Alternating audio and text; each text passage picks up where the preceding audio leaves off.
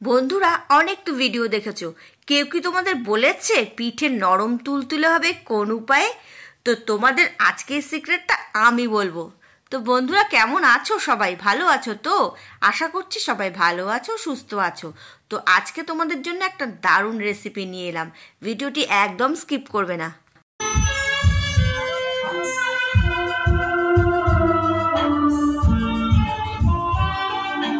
আতপ চালের গুঁড়ো নিয়েছি 1 বাটি থেকে একটু কম, আর নিয়েছি পাটালি গুড়।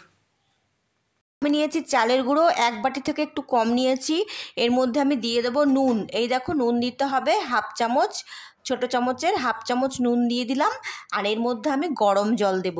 সব থেকে সিক্রেট যে ব্যাপারটা হলো সেটা হলো এই গরম জল। দেখো, এই গরম জল দিয়ে না পাতলা করে গুলে নেবে, খুব বেশি কিন্তু পাতলা করবে না। আমি তোমাদের দেখিয়ে দিচ্ছি। পিঠেগুলো খুব নরম আর তুলতুলে হবে। তোমরা যদি এইভাবে এই রেসিপিটা ট্রাই করো তাহলে 100% আমি গ্যারেন্টি দিলাম, এইভাবে করলে তোমাদের পিঠে খুব ভালো হবে।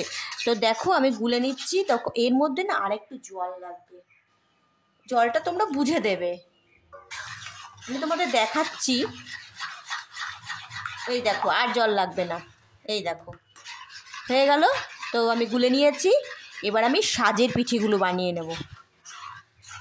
আমার চ্যানেলে অনেক রকম পিঠের রেসিপি দেওয়া রয়েছে, তোমরা চাইলে দেখে নিতে পারো। তো দেখো পাতলা করে গুলে নিয়েছি। তো বন্ধুরা দেখো, আমি বসিয়ে দিয়েছি এখানে একটা প্যান। এর মধ্যে আমি দিয়েছি তেল। তোমাদের একটু দেখিয়ে দিচ্ছি। এই দেখো, তোমরা এইভাবে ঘি দিতে পারো, একটু ব্রাশ করে নেবে বা এইভাবে একটু দিয়ে দেবে।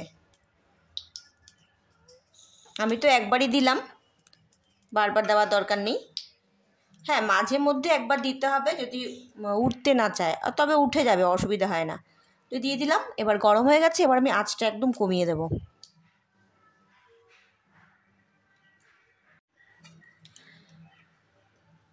এবার আমি ব্যাটার দিয়ে দেব।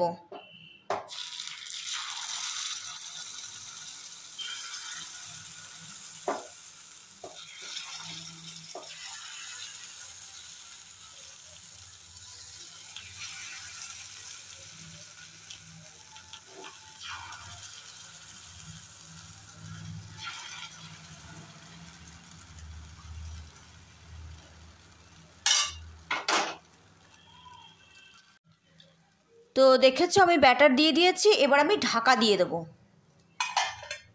আর আবার বলছি, আঁচটা কিন্তু কমানো থাকবে। আর তোমরা চাইলে এর মধ্যে যখন তোমরা ব্যাটার তৈরি করবে এর মধ্যে একটু নারকেল কুড়িয়ে দিতে পারো, ভালো লাগবে। আর না দিলেও কোনো অসুবিধা নেই। তো কিছুক্ষণ পর ঢাকনা সরিয়ে নেব। তো কিছুক্ষণ হয়ে গেছে, ঢাকা সরিয়ে নিলাম। চলো এবার উল্টে নিচ্ছি।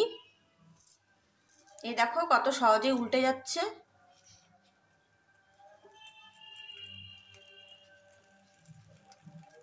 সেম প্রসেসে বাকিগুলোও বানিয়ে নিতে হবে। সাজের পিঠে দুধ দিয়ে আজকে আমি রান্না করব। আর দেখো সাজের পিঠেগুলো কতটা নরম হয়েছে, তোমাদের দেখিয়ে দিলাম। তো আমি দুধ নিয়েছি 400 গ্রাম। তো দুধটা ভালো করে ফুটিয়ে নেব। দুধটা ঘন করে জাল দিয়ে নিতে হবে। এর মধ্যে আমি এলাচ দিয়ে দেব। আমি 4টে এলাচ ফাটিয়ে রেখেছি, দিয়ে দেব।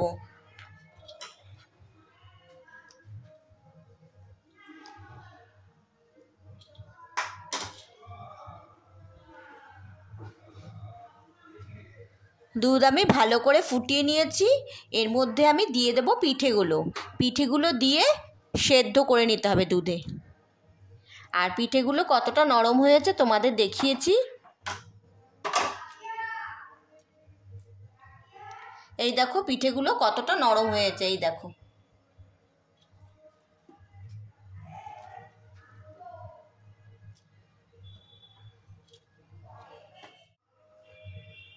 তো পিঠেগুলো দিয়ে দিয়েছি। এবার আমি কিছুক্ষণ পিঠেগুলো ফুটিয়ে নেব, পিঠেগুলো সেদ্ধ হতে দেব। তো বন্ধুরা দেখতে পাচ্ছ আমি ভালো করে ফুটিয়ে নিয়েছি, কিছুক্ষণ আমি পিঠেগুলো দুধে ফুটিয়ে নিয়েছি। এবার আমি মিষ্টি দিয়ে দেব। আমি পাটালি গুড় দিয়ে করব, তোমরা কিন্তু চাইলে চিনি দিয়েও পিঠে তৈরি করে নিতে পারো। তো আমি এখানে 200 গ্রাম দেবো। মিষ্টি তোমরা বুঝে দেবে, তোমরা যেরকম মিষ্টি পছন্দ করো সেই বুঝে গুড় দেবে। আর আরেকটা জিনিস বলে দিই তোমাদের বন্ধুরা, দেখো ভালো পাটালি গুড় তোমরা কি করে বুঝবে, দেখবে গুড় না নরম হয়, এরকম নরম। আর যেগুলো মনে করো খুব শক্ত হয়, খুব কালার দেওয়া থাকে, সেগুলো না খুব একটা ভালো হয় না। কিন্তু এই গুড়টা না দেখলাম আমার বর এনেছে, খুব ভালো গুড় এনেছে। তো দেখো আমি গুড় দিয়ে দিলাম। মিষ্টি দেওয়ার পর কিছুক্ষণ ফুটিয়ে গ্যাস অফ করে ঢাকা দিয়ে রাখবো। কিছুক্ষণ পর না অনেকটা দুধ কমে যাবে, কারণ এই পিঠেগুলো দুধ টেনে নেবে। এখন কিছুটা টেনেছে, যেহেতু কিছুক্ষণ ফুটিয়েছি অনেকটা টেনে নিয়েছে। আবার ঢাকা দিয়ে রেখে দেবো কিছুক্ষণ, তো আরও কিছুটা টেনে নেবে। তারপর তোমাদের সার্ভ করে দেখাবো, ঠিক আছে?